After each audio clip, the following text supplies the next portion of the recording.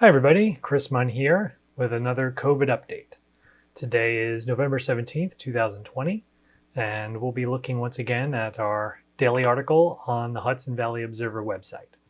The Hudson Valley Observer is a nonprofit, 501c3 pending news organization dedicated to covering local news, county and below typically. And every single day we have a COVID update that compiles all the data from the state and the county in the same place. That includes municipal breakdowns, so town by town, city by city, village by village, where the positive cases are that are being tracked.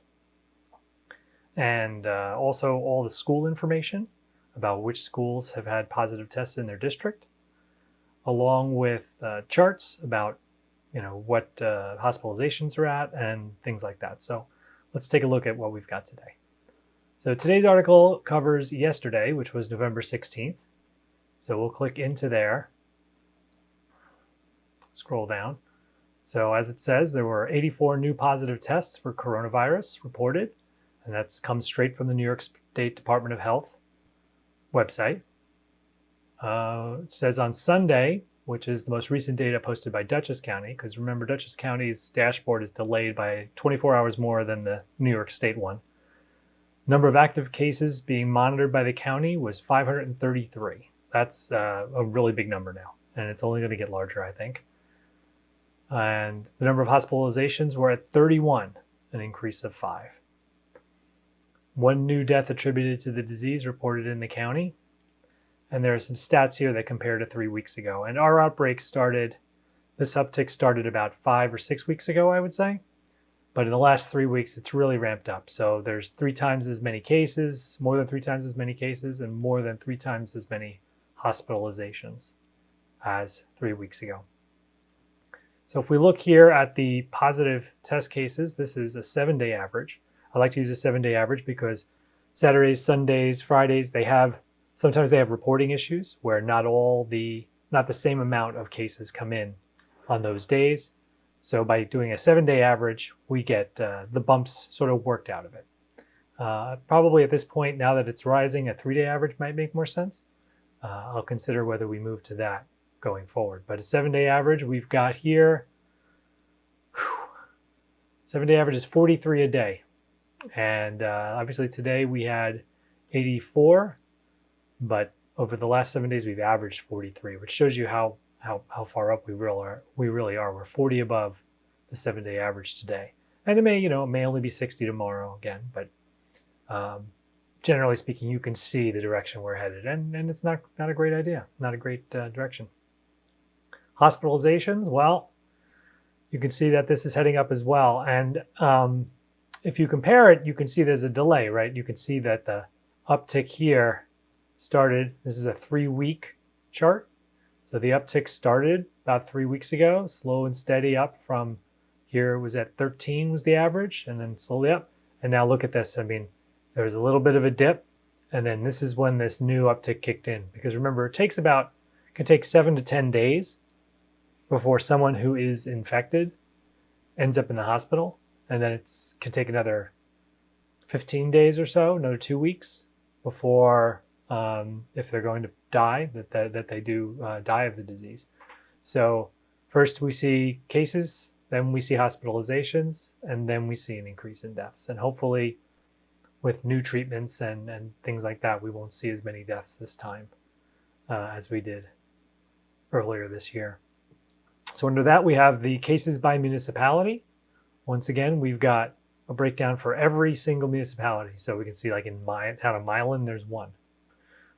Village of Millbrook, 0. And this doesn't mean that there's nobody positive there, right? This just means that there are no cases being tracked by the county there. So, in all likelihood, there are people who have been infected that don't know and are not being tracked by the county. So we still have to be careful, even if you live in the village of Millbrook or Northeast. As I scroll down, it says here there's 112 cases that have not had their address confirmed. So a positive test case is reported to the county. They do a case investigation. They determine where the person lives. And once they do that, it's attributed to a location. So there's still 112 cases that have not had their address confirmed by the county yet. So those could just pop up tomorrow, and there could be 10, 20 extra in any of these locations, depending on where the positive tests are from. Below that, we have all the school summaries, all the school districts. Now, this data comes straight from the New York State report cards, and it has a link so you can click through to the full data, which goes into detail. Now, these positive tests are not necessarily students that are at the school, all right?